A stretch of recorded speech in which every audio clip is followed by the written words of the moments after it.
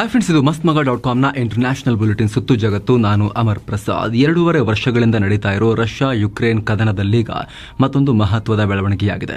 Ukraine ದಾಳಿಗೆ ಸಿಡಿದು ನಿಂತಿರೋ ರಷ್ಯಾ ಯುಕ್ರೇನ್ ಮೇಲೆ ಕ್ಷಿಪಣಿಗಳ ಮಳೆಯನ್ನ ಸುರಿದಿದೆ. ಒಂದಲ್ಲ ಎರಡಲ್ಲ 200ಕ್ಕೂ ಅಧಿಕ ಕ್ಷಿಪಣಿ ಹಾಗೂ ಡ್ರೋನ್ಗಳ ಮೂಲಕ ಯುಕ್ರೇನ್ ಮೇಲೆ ಮುಗಿಬಿದ್ದಿದೆ. ಪರಿಣಾಮ 7 ಜನ ಪ್ರಾಣ ಕಳ್ಕೊಂಡಿದ್ದಾರೆ. ಅದರಲ್ಲೂ ಪವರ್ ಗ್ರಿಡ್ಗಳ ಮೇಲೆ ಈ ದಾಳಿ ಆಗಿರೋದ್ರಿಂದ ಯುಕ್ರೇನ್ನ ಸುಮಾರು 15 ಭಾಗಗಳಲ್ಲಿ ವಿದ್ಯುತ್ ಸಂಪರ್ಕ ಕಟ್ಟಾಗಿದೆ. ಜೊತೆಗೆ ನೀರು ಪೂರೈಕೆಗೂ ಅಡಚಣೆ ಉಂಟಾಗಿದೆ. ನಮ್ಮ ಎನರ್ಜಿ ಸೆಕ್ಟರ್ಗೆ ಭಾರಿ ಡ್ಯಾಮೇಜ್ ಆಗಿದೆ ಅಂತ ಖುದ್ದು ಯುಕ್ರೇನ್ ಅಧ್ಯಕ್ಷ ವೊಲಡಿಮಿರ್ ಝೆಲೆನ್ಸ್ಕಿ ಹೇಳಿಕೊಂಡಿದ್ದಾರೆ. ಯುದ್ಧದಲ್ಲಿ ಯುಕ್ರೇನ್ ವಿದ್ಯುತ್ ಸ್ಥಾವರ ಹಾಗೂ ಮೂಲಸೌಕರ್ಯಗಳಿಗೆ ದೊಡ್ಡ ಪ್ರಮಾಣದಲ್ಲಿ ಹಾನಿ ಮಾಡಿರುವುದು ಇದೇ ಫಸ್ಟ್ ಟೈಮ್ ಅಂತ ಯುಕ್ರೇನ್ ಹೇಳಿದೆ. ದಾಳಿ ವೇಳೆ ರಷ್ಯಾದಿಂದ ಬಂದ 102 ಕ್ಷಿಪಣಿಗಳನ್ನು ಹೊಡೆದು ಹಾಕಿದ್ದೀವಿ, 99 ಡ್ರೋನ್ಗಳನ್ನು ನಿಷ್ಕ್ರಿಯ ಮಾಡಿದ್ದೀವಿ ಅಂತ ಯುಕ್ರೇನ್ನ ಏರ್ ಫೋರ್ಸ್ ಹೇಳಿಕೊಂಡಿದೆ. ಇನ್ನೊಂದು ಕಡೆ ನ್ಯಾಟೋ ದೇಶ ಪೋಲೆಂಡ್ ದೊಡ್ಡ ಹೇಳಿಕೆಯನ್ನು ಕೊಟ್ಟಿದೆ. ಯುಕ್ರೇನ್ ಮೇಲೆ ದಾಳಿ ವೇಳೆ ರಷ್ಯಾ ಡ್ರೋನ್ಗಳು ನಮ್ಮ ಏರ್ ಸ್ಪೇಸ್ ಮೇಲೂ ಕೂಡ ಹಾದು ಹೋಗಿರಬಹುದು ಅಂತ ಪೋಲೆಂಡ್ ಹೇಳಿದೆ. ಜರ್ಮನಿಯ ನ್ಯಾಟೋ ಬೇಸ್ಗಳ ಮೇಲೆ ರಷ್ಯಾ ದಾಳಿ ಮಾಡಬಹುದನ್ನೋ ಭೀತಿ ನಡುವೆನೆ ಈ ಘಟನೆಯಾಗಿರುವುದು ಮತ್ತೆ ಇಡೀ ಆ ಪ್ರದೇಶದಾದ್ಯಂತ ಅಲರ್ಟ್ ಘೋಷಿಸೋಕೆ ಕಾರಣ ಆಗಿದೆ. ಮತ್ತೊಂದು ಕಡೆ ರಷ್ಯಾ ಮಾಡಿರೋ ಈ ದಾಳಿಗೆ ಖಂಡನೆ ವ್ಯಕ್ತಪಡಿಸಿರೋ ಅಮೆರಿಕ ಅಧ್ಯಕ್ಷ ಜೋ ಬೈಡನ್ ಯುಕ್ರೇನ್ಗೆ ಬೇಕಾದ ಎನರ್ಜಿ ಸೆಕ್ಟರ್ನ ಅಗತ್ಯ ವಸ್ತುಗಳನ್ನ ಅಮೆರಿಕ ಪೂರೈಕೆ ಮಾಡೋಕೆ ರೆಡಿ ಇದೆ ಅಂತ ಹೇಳಿದ್ದಾರೆ. ಕೆಲ ದಿನಗಳ ಹಿಂದಷ್ಟೇ ಯುಕ್ರೇನ್ ರಷ್ಯಾದ ಕುಸ್ಕ್ ಪ್ರದೇಶದಲ್ಲಿನ ಕೆಲವೊಂದಷ್ಟು ಜಾಗಗಳನ್ನ ತನ್ನ ತೆಕ್ಕೆಗೆ ತಗೊಂಡು 3 ಇಂಪಾರ್ಟೆಂಟ್ ಬ್ರಿಡ್ಜ್ಗಳನ್ನ ನಾಶ ಮಾಡಿತ್ತು. ಅದಕ್ಕೆ ರಷ್ಯಾ ಈ ತರ ಕ್ಷಿಪಣಿಯ ಮಳೆ ಗರಜಿದೆ ಅಂತ ಹೇಳಿದೆ. ಅಷ್ಟೇ ಅಲ್ಲ, ರಷ್ಯಾದ ಒಳಗೆ ನುಗ್ಗಿರೋ ಸಾವಿರಾರು ಯುಕ್ರೇನ್ ಸೈನಿಕರನ್ನ ಯಾರೂ ಗಡಿ ದಾಟೋಕೆ ಬಿಡಬೇಡಿ, ಕಂಡಲ್ಲಿ ಅವ್ರನ್ನ ಮುಗಿಸಿ ಅಂತ ಆರ್ಡರ್ ಕೊಟ್ಟಿದ್ದಾರೆ. ಈ ಮೂಲಕ ಶಾಂತಿ ಮಾತುಕತೆ ಆಗಬಹುದು ಅಂತ ಜಗತ್ತಲ್ಲಿ ಒಂದ್ ಕಡೆ ಚರ್ಚೆ ನಡೀತಾ ಇದ್ರೆ ಈ ಯುದ್ಧ ಮತ್ತಷ್ಟು ಎಸ್ಕಲೇಟ್ ಆಗ್ತಾ ಇದೆ. ಇನ್ನೊಂದು ಕಡೆ ಮಿಡಲ್ ಈಸ್ಟ್ ನಲ್ಲಿ ಇರಾನ್ ಕಡೆಯಿಂದ ಹೊಸ ಹೇಳಿಕೆ ಬಂದಿದೆ. ಮಿಡಲ್ ಈಸ್ಟ್ ನಲ್ಲಿ ಉದ್ವಿಗ್ನತೆ ಹೆಚ್ಚಿಸೋಕೆ ನಮಗೆ ಇಷ್ಟ ಇಲ್ಲ ಅಂತ ಇರಾನ್ ವಿದೇಶಾಂಗ ಸಚಿವ ಅಬ್ಬಾಸ್ ಅರಾಕ್ಟಿ ಹೇಳಿದ್ದಾರೆ. ಇಟಲಿಯ ವಿದೇಶಾಂಗ ಸಚಿವರೊಂದಿಗೆ ಫೋನ್ನಲ್ಲಿ ಮಾತನಾಡಿದ ಅಬ್ಬಾಸ್ ಅರಾಕ್ಟಿ ಈ ರೀತಿ ಹೇಳಿದ್ದಾಗಿ ಮಾಧ್ಯಮಗಳು ವರದಿ ಮಾಡಿವೆ. ಆದರೆ ಹಮಸ್ ಮುಖ್ಯಸ್ಥನನ್ನ ಹತ್ಯೆ ಮಾಡಿರುವುದಕ್ಕೆ ಖಂಡಿತವಾಗ್ಲೂ ಇಸ್ರೇಲ್ ವಿರುದ್ಧ ಪ್ರತಿಕಾರ ತೀರಿಸಿಕೊಳ್ತೀವಿ, ಕಾಂಪ್ರಮೈಸ್ ಆಗಲ್ಲ ಅಂತ ಹೇಳಿಕೆಯನ್ನ ಕೊಟ್ಟಿದ್ದಾರೆ. ಮತ್ತೊಂದು ಕಡೆ ಮೊನ್ನೆಯಷ್ಟೇ ಹಿಜ್ಬುಲ್ಲಾ ಇಸ್ರೇಲ್ ನಡುವೆ ನಡೆದ ಕಾದಾಟದ ಬಗ್ಗೆ ಇರಾನ್ ರಿಯಾಕ್ಟ್ ಮಾಡಿದೆ. ಹಿಜ್ಬುಲ್ಲಾ ಮಾಡಿರೋ ದಾಳಿಗೆ ಶಹಬಾಸ್ ಗಿರಿ ಕೊಟ್ಟಿದ್ದು ಇಂತಹ ದಾಳಿಗಳನ್ನು ತಡೆಯುವ ಸಾಮರ್ಥ್ಯ ಈಗ ಇಸ್ರೇಲ್ಗೆ ಇಲ್ಲ ಅಂತ ಕಿಚಾಯಿಸಿದೆ. ಇನ್ನು ಗಾಜಾದಲ್ಲಿ ವಿಶ್ವಸಂಸ್ಥೆ ತನ್ನ ನೆರವು ಕಾರ್ಯಾಚರಣೆಯನ್ನ ತಾತ್ಕಾಲಿಕವಾಗಿ ಸ್ಥಗಿತಗೊಳಿಸಿದೆ. ಗಾಜಾದ ಸೆಂಟ್ರಲ್ ಭಾಗದಲ್ಲಿ ಇಸ್ರೇಲ್ ಸೇನಾಪಡೆ ಸ್ಥಳಾಂತರಕ್ಕೆ ಆದೇಶ ಕೊಟ್ಟಿದೆ. ಇದರಿಂದ ಸುರಕ್ಷತೆಯ ಕ್ರಮವಾಗಿ ಈ ಕ್ರಮ ತೆಗೆದುಕೊಳ್ಳಲಾಗಿದೆ. ಬದಲಿಗೆ ಗಾಜಾದಲ್ಲಿ ಸದ್ಯ ಸೇಫ್ ಆಗಿರೋ ಪ್ರದೇಶಗಳಲ್ಲಿ ಕಾರ್ಯಾಚರಣೆ ನಡೆಸ್ತೀವಿ ಅಂತ ವಿಶ್ವಸಂಸ್ಥೆಯ ಅಧಿಕಾರಿಗಳು ಮಾಹಿತಿಯನ್ನ ಕೊಟ್ಟಿದ್ದಾರೆ.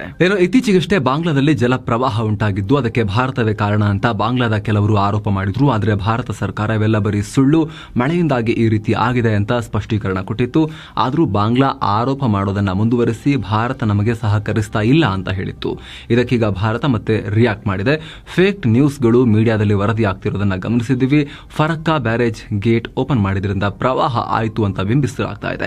ಆದರೆ ಫರಕ್ಕಾ ಡ್ಯಾಮ್ ಅಲ್ಲ, ಅದು ಕೇವಲ ಒಂದು ಬ್ಯಾರೇಜ್ ಅಷ್ಟೇ. ಅಲ್ಲಿನ ನೀರಿನ ಮಟ್ಟ ಕೊಳದ ಮಟ್ಟವನ್ನು ತಲುಪಿದಾಗ, ಜೋರಾಗಿ ಮಳೆಯಾದಾಗ ಆ ನೀರೆಲ್ಲ ಪಾಸ್ ಆಗೇ ಆಗುತ್ತೆ. ಇದು ಸರ್ವೇ ಸಾಮಾನ್ಯ. ಎಂದಿನಂತೆ ಈಗಲೂ ಕೂಡ ಪ್ರೋಟೋಕಾಲ್ ಪ್ರಕಾರ ಈ ಬಗ್ಗೆ ನಾವು ಬಾಂಗ್ಲಾ ಜಂಟಿ ನದಿ ಆಯೋಗದ ಅಧಿಕಾರಿಗಳೊಂದಿಗೆ ಡೇಟಾ ಶೇರ್ ಮಾಡಿದೀವಿ ಅಂತ ವಿದೇಶಾಂಗ ಸಚಿವಾಲಯದ ವಕ್ತಾರ ರಣಧೀರ್ ಜೈಸ್ವಾಲ್ ಹೇಳಿಕೆಯನ್ನು ಕೊಟ್ಟಿದ್ದಾರೆ. ಇನ್ನು ಬಾಂಗ್ಲಾದಲ್ಲಿರೋ ಭಾರತದ ವೀಸಾ ಅಪ್ಲಿಕೇಶನ್ ಸೆಂಟರ್ ಮುಂದೆ ನೂರಾರು ಬಾಂಗ್ಲಾದೇಶಿಯರು ಗದ್ದಲ ಮಾಡಿದ್ದಾರೆ. ಭಾರತಕ್ಕೆ ಹೋಗೋಕೆ ವೀಸಾ ರಿಕ್ವೆಸ್ಟ್ ಮಾಡಿದ್ವಿ, ಆದರೆ ವೀಸಾ ಸೆಂಟರ್ನ ಅಧಿಕಾರಿಗಳು ಡಿಲೇ ಮಾಡ್ತಾ ಇದ್ದಾರೆ, ವೀಸಾ ಕೊಡ್ತಿಲ್ಲ ಅಂತ ಆರೋಪ ಮಾಡಿದ್ದಾರೆ. ಅಷ್ಟೇ ಅಲ್ಲ, ಸಿಟ್ಟಾದ ಬಾಂಗ್ಲಾ ಪ್ರಜೆಗಳು ವೀಸಾ ಸೆಂಟರ್ ಮುಂದೆ ಘೋಷಣೆಗಳನ್ನು ಕೂಗ್ತಾ ದಾಂಧಲೆ ಮಾಡಿದ್ದಾರೆ. ಈ ವಿಡಿಯೋಸ್ ಎಲ್ಲ ಕಡೆ ವೈರಲ್ ಆಗಿದೆ. ಕೇವಲ ಭಾರತದ ವೀಸಾ ಸೆಂಟರ್ ಮಾತ್ರವಲ್ಲದೆ ಇತರ ದೇಶಗಳ ವೀಸಾ ಸೆಂಟರ್ ಮುಂದೆ ಕೂಡ ಗಲಾಟೆಯಾಗಿದೆ.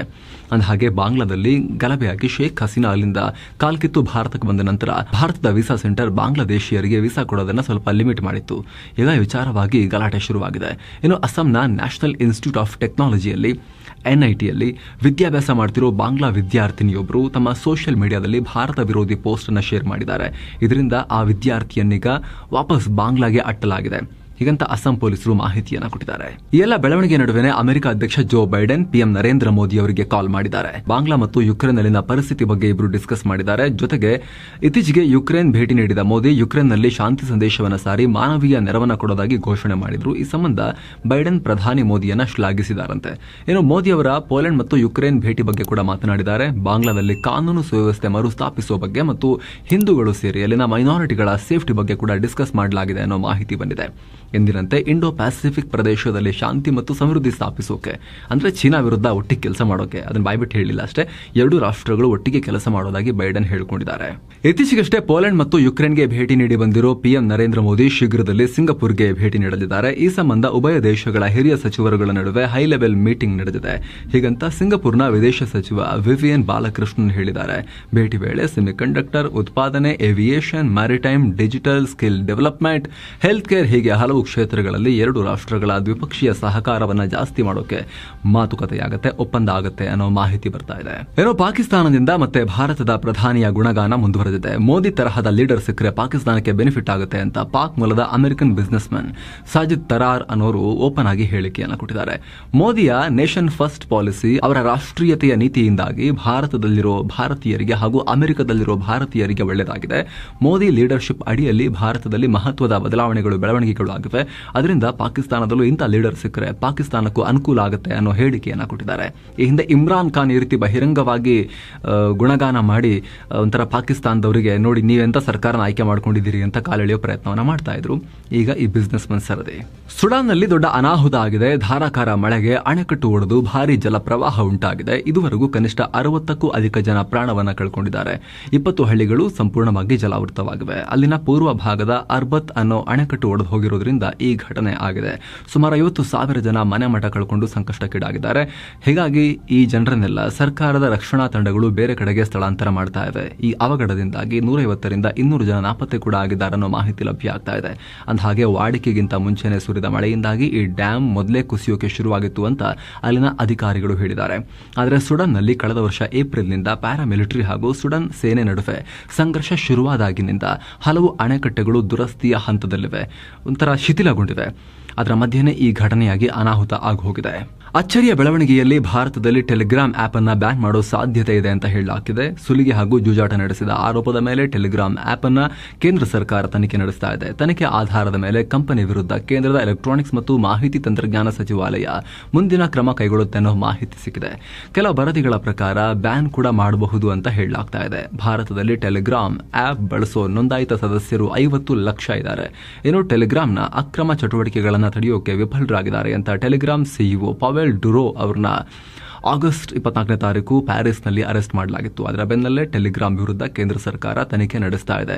ಏನು ಈ ಪವೆಲ್ ಡುರೋ ಕೂಡ ಟೆಸ್ಲಾ ದಿಗ್ಗಜ ಎಲಾನ್ ಮಸ್ಕ್ ರೀತಿ ಊರು ತುಂಬಾ ಮಕ್ಕಳನ್ನ ಮಾಡೋ ಅಭ್ಯಾಸ ಹೊಂದಿದ್ದಾರೆ ಅನ್ನೋ ಮಾಹಿತಿ ಕೂಡ ಹೊರಬರ್ತಾ ಇದೆ. ರಷ್ಯಾದ ಎಲಾನ್ ಮಸ್ಕ್ ಅಂತ ಅವ್ರನ್ನ ಕರೆಯಲಾಗುತ್ತೆ, ರಷ್ಯಾದ ಜುಕರ್ಬರ್ಗ್ ಅಂತ ಕೂಡ ಕರೆಯಲಾಗುತ್ತೆ.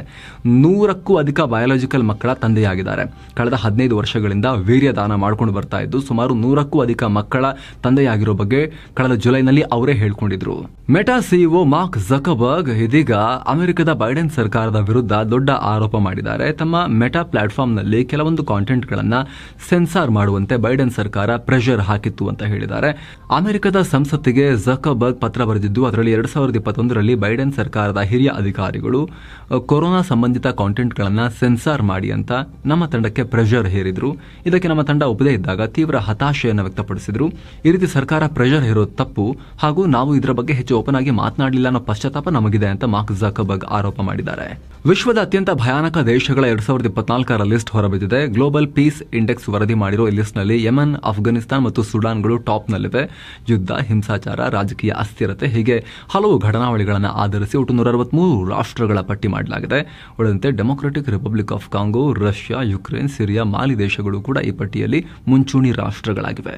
ಮಂಕಿ ಪಾಕ್ಸ್ನಿಂದ ತತ್ತರಿಸಿ ಹೋಗ್ತಾ ಇರೋ ಆಫ್ರಿಕಾಗೆ ಮಂಕಿ ಪಾಕ್ಸ್ ವ್ಯಾಕ್ಸಿನ್ ಕೊಡೋಕೆ ಜರ್ಮನಿ ಮುಂದಾಗಿದೆ. ಆಫ್ರಿಕಾದ democratic republic of Congo, DRC ಮತ್ತು ಇತರ ಆಫ್ರಿಕನ್ ರಾಷ್ಟ್ರಗಳಿಗೆ ಒಟ್ಟು 1 ಲಕ್ಷ ಡೋಸ್ಗಳ ವ್ಯಾಕ್ಸಿನ್ ಕೊಡೋದಾಗಿ ಜರ್ಮನಿ ಅನೌನ್ಸ್ ಮಾಡಿದೆ.